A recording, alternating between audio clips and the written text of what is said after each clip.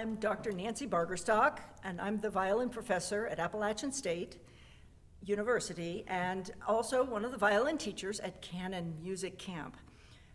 I'm pleased to help some of you prepare for the All-State Honors Orchestra auditions, which are going to happen in January of 2024. The piece this year for violin is by Friedrich Seitz, the Concerto number 4, that's in D major. And I've just recorded the entire take, but I wanted to say a couple of little things just maybe to help you if you were practicing this and you were maybe referring to some editions that have some suggestions as far as bowings and fingerings. I would like us to maybe refer by the measure, starting from the very top. When the violin enters, that is measure 9. So if I referred to a measure number, that would be starting, counting even the piano tutti indications as measure 1. So after the violin comes in, at the very beginning in D major,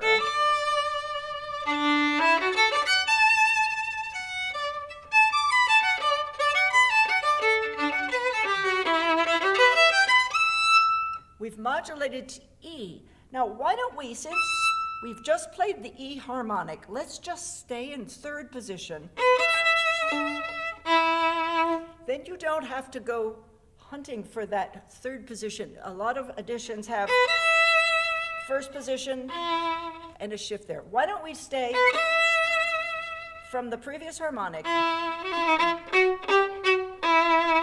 and now go down on the C sharp 3 to 1st position. So that would be the shift at the end of measure 14.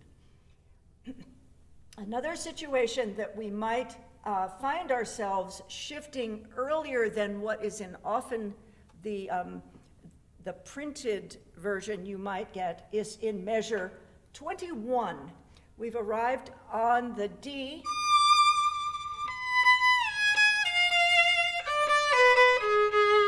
That is what we call a diminished 7th chord, and a good place to shift, in my opinion, is here on the E string between the B and the G sharp to go 2-2, 3rd position. And watch out for low 1st finger. So that's all in 1st position. So we get to measure 22, and we're on a G sharp with 3. We can extend just slightly above and find that F natural with our 4th finger. So that keeps it on the adjacent string with the D string. So 4 on the E also. And let's put those 2 last 16th notes on B2 in the same bow. So that measure 22 is. And then we're ready for the down bow on the end of 3. So that spot, I think, is better served by slightly editing what you might have in your part. There are some trills that are coming up after the fermata, which we see in measure 26. That would be measure 27 on the 4th beat and 28 as well, 31 and 32 on the 4th beat. Now, the 2 little grace notes that are written after the trill, they're called, in German, Nachschlag. And so we can decide whether we want to add them or not. If you don't have time to get the little fancy little Gracie notes in there,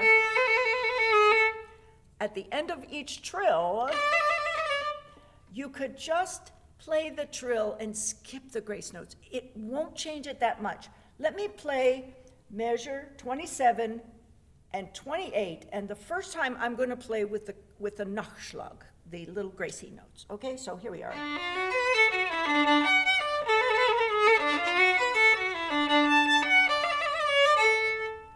All right, now I'm going to play it without. It's almost imperceptible, the difference.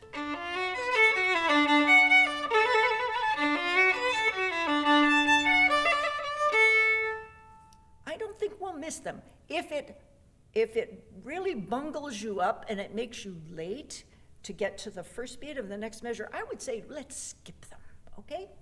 All right, so that would be also in measure 35 and 32, we said, and 31, and also in 36. Anywhere you see a trill with the two little 16, they look like grace notes at the end of the trills. We can skip those. The intonation, measure 37 and 38, which could be problematic. That's a diminished seventh chord.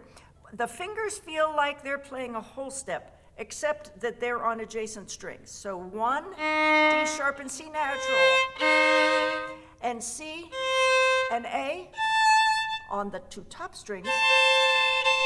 If we can just put those fingers down and not worry about them for two whole measures, 37 and 38. We can keep them down. So that's a retention of those wide spaces over the three strings. So that makes that so much easier to play.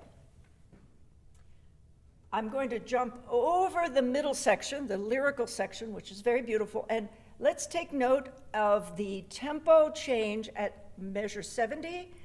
It goes back to the original fast tempo, having slowed down just a little bit for the lyrical section, which is starting at 43.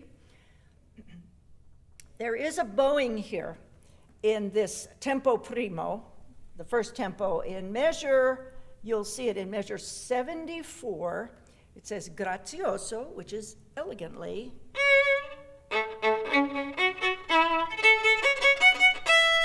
We call that up bow staccato. If you have like some struggles with that, if it's causing you to slow down, we could modify or alter it slightly. Why don't we just play the bowing as it comes in measure 74? I think that would be perfectly acceptable. At least as you're beginning to learn the piece, you could play it that way. And then later, after you've managed to learn all the other difficult places, then you could work on, and we just use very little bow, and we use our fingers to squeeze on the bow. We call that collé stroke, to get that up bow staccato to happen. That happens also in measure 76 and in measure 79, and one last place in measure 81. If you were to play separate bows as it comes, you may, here you might, in measure 79, because it is a scale, you could just play legato, non-staccato on those measures.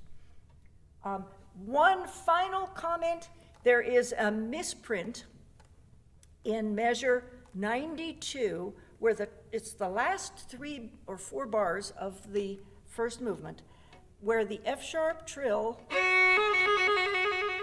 there should be a G sharp indication above the TR, the trill. It should be F sharp to G sharp trill.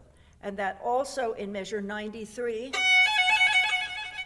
and that would make that sound a whole lot better. It's a misprint that's been going consistently through many of the editions. So I hope that was helpful. I wish you all a lot of luck in your audition and lots of practice.